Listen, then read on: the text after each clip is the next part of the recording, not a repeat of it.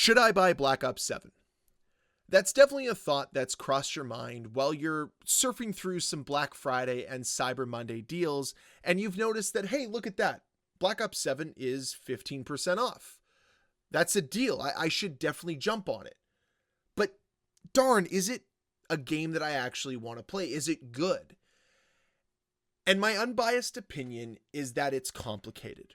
There's a lot more that goes into Black Ops 7 than simply saying, yes, go out and buy it, or no, please stay away.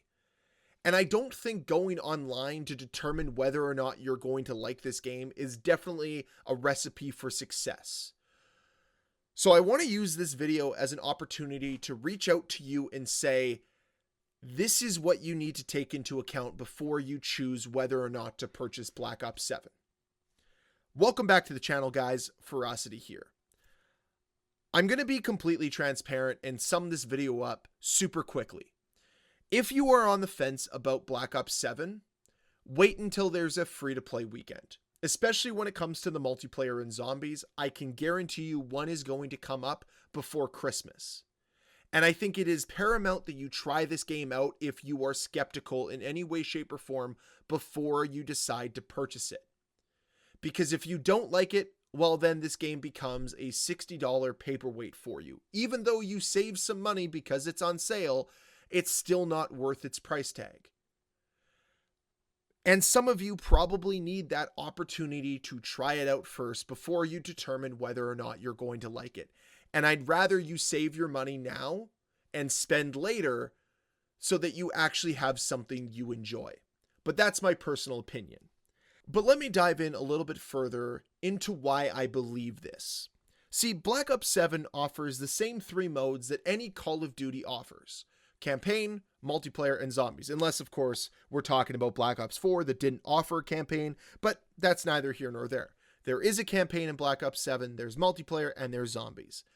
And all of them are unique in their own ways. There's also a fourth mode called Endgame, and we'll touch on that in a second.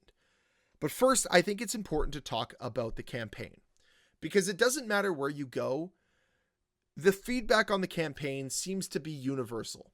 It's bad. It's an insult to its source material, which is the Black Ops 2 campaign.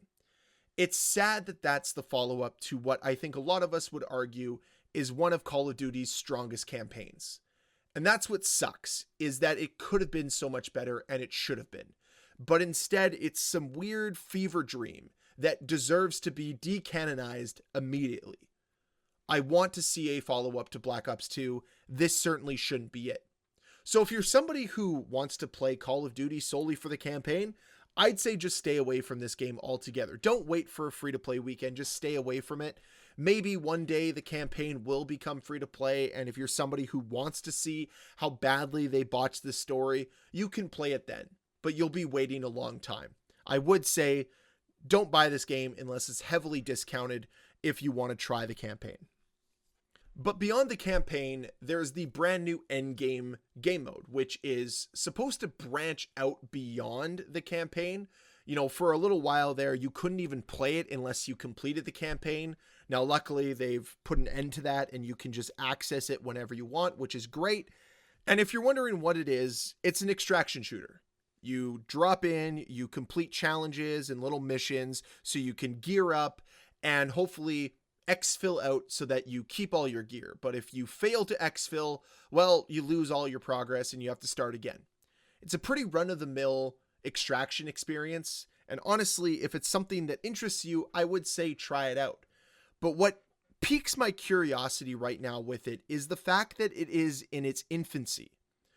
It's just beginning, and I'm very curious to see how Treyarch supports it post-launch. I already know there's some more missions and some more gameplay elements that are coming to it with Season 1, so I'm curious to see how that evolves over time. Again, I don't think I would just buy Black Ops 7 solely for Endgame, but I think if it's offered as a free-to-play weekend, it's definitely something you should check out. Now we get into the meat and potatoes of Call of Duty, or in this case, because Americans just had their Thanksgiving, not me, I'm Canadian, but Americans did, this is the stuffing and turkey of Call of Duty. This is the the creme de la creme. This is what everyone looks the most forward to. Zombies and multiplayer. And for me right now, it really feels like both of these have been executed really well. The Zombies is absolutely fantastic. It's a lot more similar to Black Ops 2 from a map design perspective, but the gameplay is very reminiscent of Black Ops 6 and Black Ops Cold War. Although they did add in the cursed mode, which forces you to start with a pistol and then you can slowly wall buy weapons as time goes on.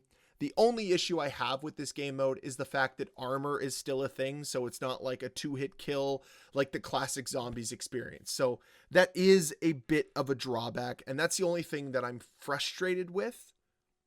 But other than that, I'm enjoying the Zombies experience. I think there's a lot of good here, and I hope that if you're somebody that hasn't had the chance to play it, that you test it out when there's a free-to-play weekend. Notice how I keep mentioning that?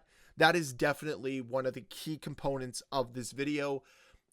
I don't think you should just dive into this all willy-nilly, blind, based on a little bit of gameplay, based on a few reviews here and there. You need to play it for yourself. And the same thing goes with the multiplayer.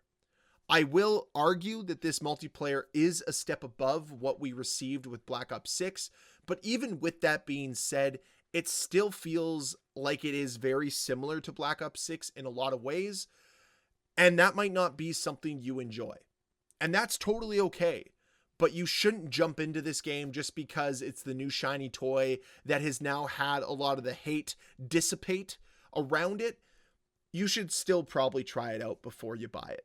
That's my honest opinion. I think Black Ops 7's multiplayer has a lot to offer.